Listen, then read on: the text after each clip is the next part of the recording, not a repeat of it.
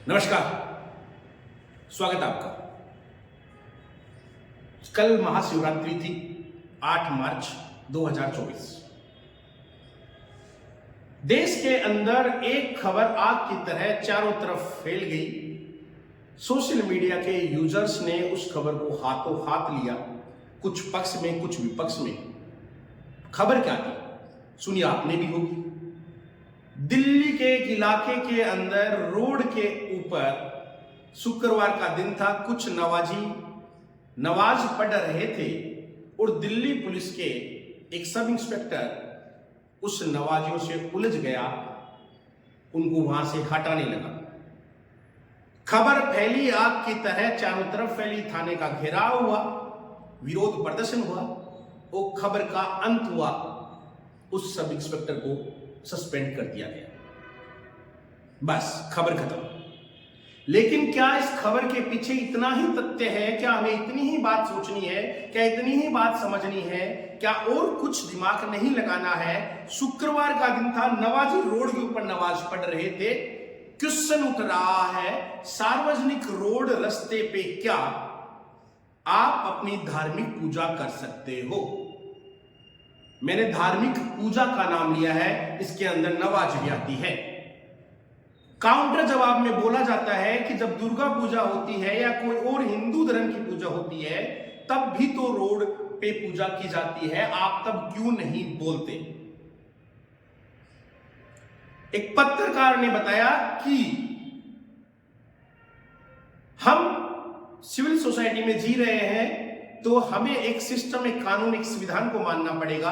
अगर आप पूजा कर रहे हैं, आप नमाज पढ़ रहे हैं, तो कहीं ना कहीं आप परमिशन ले, और अगर शासन प्रशासन आपको परमिशन देता है तो उस समय आप सार्वजनिक रास्ते को काम में ले।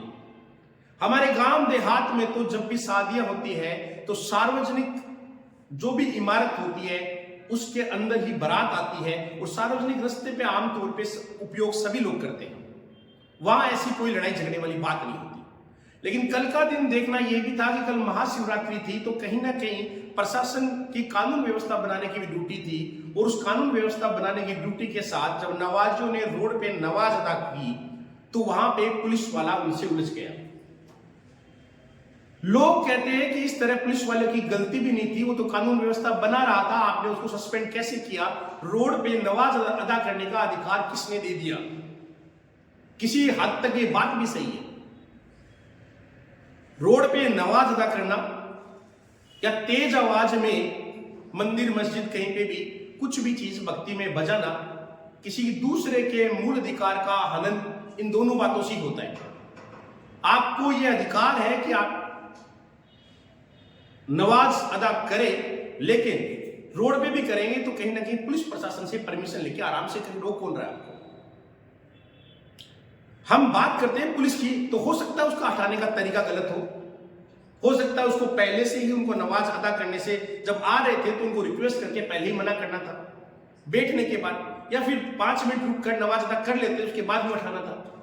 हो सकता है ये बात आपके दिमाग में चल रही है, लेकिन इन सब में कहीं ना कहीं ये बात तो सोचनी पड़ेगी ना कि कब तक हम लोग ये कहेंगे कि भगवा कपड़े पहने हुए, हाथ में तलवार लिए हुए रोड पे चल रहे हैं किसी धार्मिक उत्सव में, वो जायज है? तो फिर आप ये क्यों नहीं सोचोगे कि जब मुहर्रम का त्योहार आता है या किसी और का त्योहार आता है, तब भी हथियारों के साथ जुलूस निकलता है, वो भी तो जायज है? यानी त्योहार किसी भी पक्ष का हो, उस समय आपने परमिशन ली है, प्रशासन ने परमिशन दी है, तो हर चीज जायज है।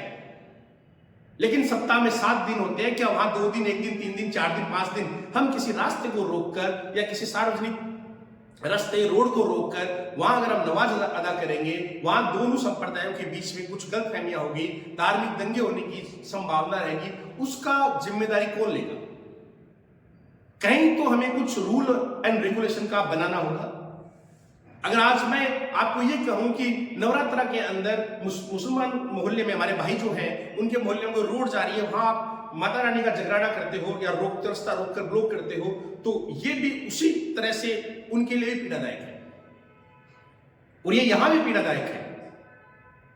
खैर, ये तो प्रशासन का काम देखना था, इसमें कौन सही है कौन गलत है। इसमें अनेक तरह की राजनीति है, सोशल मीडिया प्लेटफॉर्म पे अनेक तरह के कमेंट्स आ रहे हैं, कुछ पत्रकार बंधु भी कमेंट्स कर रहे हैं, कुछ सामाजिक जागरूक लोग भी कमेंट कर रहे हैं, कौन सही था कौन गलत था। मेरा ये मानना है कि आप सार्वजनिक अपने अधिकारों को लेकर किसी भी सार्वजनिक रास्ते, किसी भी सार्वजनिक इमारत का अतिक्रमण नहीं कर सकते। जहां कहीं हमें ये देखना होगा कि मेरा मूल अधिकार है, मुझे बोलना है, तो मैं उस मूल अधिकार का उपयोग तब तक कर सकता हूं कि किसी दूसरे के बोलने या दूसरे के जीवन में मैं दखलंदाजी नहीं कर रहा हूं। तो अगर आप रास्ते पे नमाज पढ़ोगे तो कहीं ना कहीं दूसरा का जाने का रास्ता ब्लॉक हो रहा है, तो उसका भी सार्वजनिक जीवन कहीं ना कहीं दखलंदाजी हो रही है। हाँ, कोई उत्सव है तो आप प्रशासन से परमिशन लो, कौन मना करेगा आपको। इसलिए मेरे सभी भाइयों से निवेदन है कि इस धार्मिक उन्माद को छोड़कर हमें कोई ऐसा रास्ता अपनाना चाहिए कि किसी की दूसरे के मूल अधिकार या दूसरे जीवन के अधिकारों में हम खलल पैदा नहीं करें, हम उनकी व्यवस्था को बिगाड़े नहीं, क्योंकि हम ईश्वर ने, भगवान ने, या कोई भी नाम ले लो आप, हमें जीवन दिया है तो इसलिए दिया है कि हम यहां से हंसी खुशी से जिए, किसी दूसरे की जिंदगी में फालतू की दखलंदाजी नहीं कर उसको नहीं करें। ऐसा मेरा व्यक्तिगत तौर पे मानना है। उम्मीद करता हूं आप भी इन बातों के बारे में सोचेंगे और अपनी राय रखेंगे। धन्यवाद।